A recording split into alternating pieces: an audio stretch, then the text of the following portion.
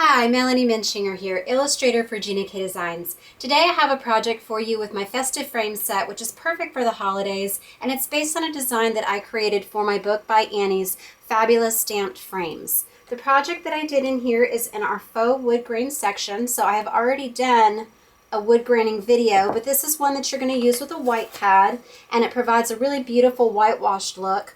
The cardstock that I have is a little bit different today than what's in the book. One color that we have in the book retired, and then one I'm just out of. So I am substituting the Gina K Pure Luxury Craft and the Dark Sage. These are beautiful colors, and we've also got coordinating ink pads for both of these colors. We're also going to be using a white pigment pad to make the wood grain and the wash on that cardstock.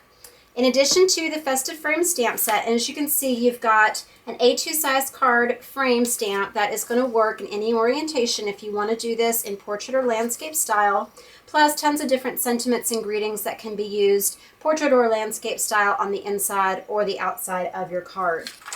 The other products that you're going to need a large block for that frame stamp and a smaller one for the sentiment.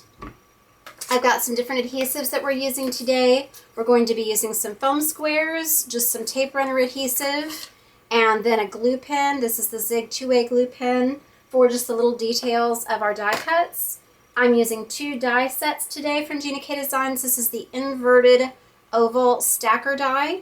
And then I'm also using some of the fancy lace corners. There are actually 3 in this set. One is just underneath something on my desk here somewhere. So I'm just going to be using one of them. I've pre-cut just a few pieces today to save time, but we've got just a folded base, and then we've got a 4" by 5 1/4 white piece, and then one in the same dimensions in the craft. And then you're just going to need a scrap that you can cut that oval from. For embellishments, I just have some adhesive pearls. Love these with that. So as you can see, I have made the frame a little bit fancier today. Instead of just having the 2 floral corners, you can actually stamp this again and then either paper piece them to add color to the flowers on the corners or put them in the opposite corners. So that's what we're going to do. So let's go ahead and get started. First, I'm just going to stamp the frame in the craft ink onto the white. You could also use ivory, and that would be beautiful. Give it a little bit more of a country look. This is a little bit brighter in the white. Just check and make sure that I got all those corners inky. And this is a rubber set. It's die cut now though, if you purchase it now. I got this before we actually had the die cutting. Now this layer, it's okay if you don't get it exactly centered because it's going to just be cut up, but I'm going to cut it carefully so I can use it as a layer underneath my craft mat. And that's just a way that I like to not have any waste. So I'm going to take my scissors, I might have forgotten to show those, and I'm just going to carefully go in on one corner and cut out this first poinsettia. And I'm not doing any coloring on today's card, but if you would like to add some shadows by just tracing a few of the lines like I've showed in some of my other videos for these flowers, you can do that. But today I'm just letting the stamps do the talking and all the detail that's already in those images. So I'm just going to cut this out. And then you can use the part that's in the middle for cutting out those lace corners. Or you could even cut out, if you wanted the oval in the middle to be white, you could do it from there to layer on. But I just wanted to have more of the wood graining. And then I'm just going to cut over. Just go right along that border inside. And cut out this flower.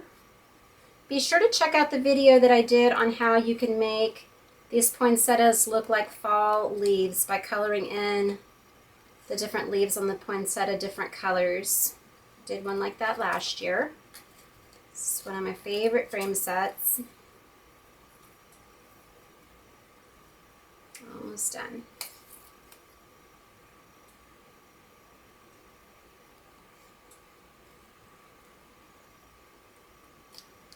Okay, and then you can make your die cuts from the corners out of that center part. Now I'm going to just go ahead and adhere this onto my card, and I'm offsetting it so that we're just going to see this top side and corner here rather than this bottom part that I cut into.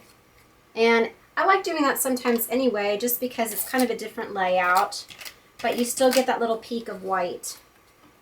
Make sure I get some in there. I'm having some issues with my tape runner. My son borrowed it and it's a little bit offline. It's still working though, so I'm going to use it as long as I can, even though it's a little bit loose.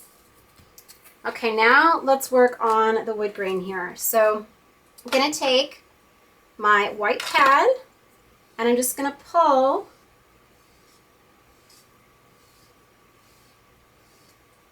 towards myself. Find it a lot easier to go up and down. And then I'm going to turn it and just hold it here on the side so I can do this other side here. And you can go as heavy or as light as you want. It is going to fade a little bit as it dries. And then I'm going to go ahead and I'm going to ink this up again, this time in the dark sage.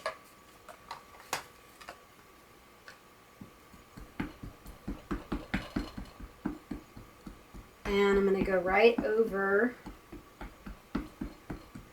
the wood grain there. So I would do this on top because you want it to look like it was etched out of the wood. If you go over it with the cream, then that'll just soften it, and you might be going for that look. So I'm just going to place it where it looks centered.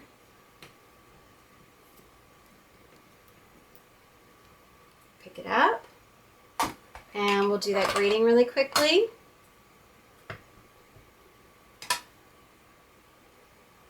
It's right there in the middle. Okay, and then we're going to cut this out. So let me move this paper here so that my die cutting machine will suction down to my work surface. So I just have a cuttle bug here, and when you press down the sides, it's locked in place. I've got the base plate, then I've got the B plate and the C plate. You can do these in either order. And my plates are getting a little bit bowed and warped. It's time to replace my plates. So I usually like to use just one shim of cardstock is enough. So I'm going to take just one piece here. Oh, and I got to put the die in. So what I used for this, I am actually using the number 2 die and the number 3 die in the set. Okay, so the larger die is the dark sage, which is going to be the matte underneath. And then this number 3, the third one in, is going to be inside that oval. And you'll find that almost any proportion oval die will work with this frame. And that's the beauty of it. If it's a little bit longer or a little bit wider, that's okay. You'll just have a little bit more room, but it'll just look really nicely framed up by all the elements around it. Okay, so that's just going to pop right out. So I'm going to take this out and put the side. Okay, so let me put my paper back down so you can see what I'm doing here. So now I'm going to layer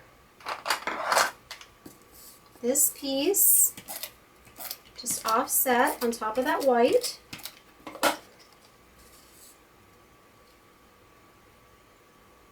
That. Still a little bit wet, so it's stuck to my fingers. And you can hit this with a heat gun if you need it to dry faster.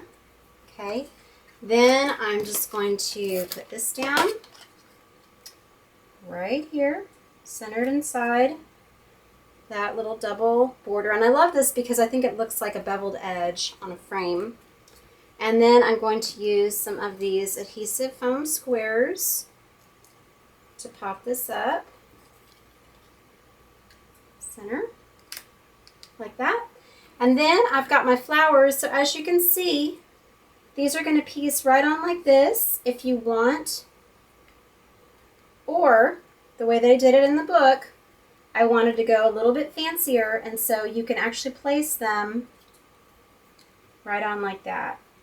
Okay, so we're going to put on, excuse me, some of these foam squares again.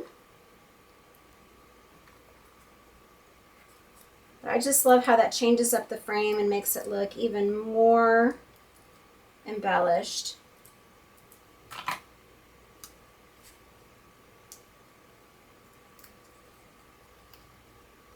And these can go in either corner. It's set at a right angle, so either one works.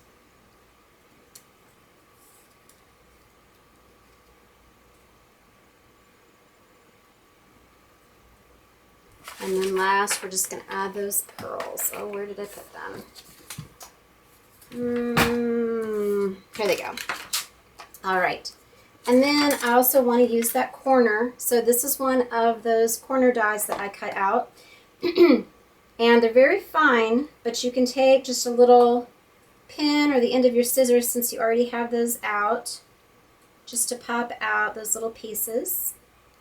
I love how these dies are coated. It makes it really easy to get out those portions. And so I'm just going to put that right there.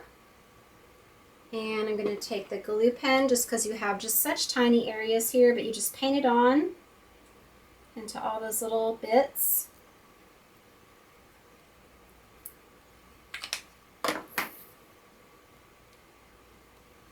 Just going to lay that on right there. And then I'm going to take 3 of these pearls and just add them to the center. And again, you know, if you want a cleaner look, stop at any one of these steps. If you get it to the point where you like it, you don't have to go this far. But again, I'm just making this card extra fancy. And I also saw that we have our Wink of Stella glitter pens back in stock. So if you have one of those handy, I can just see if I can find mine.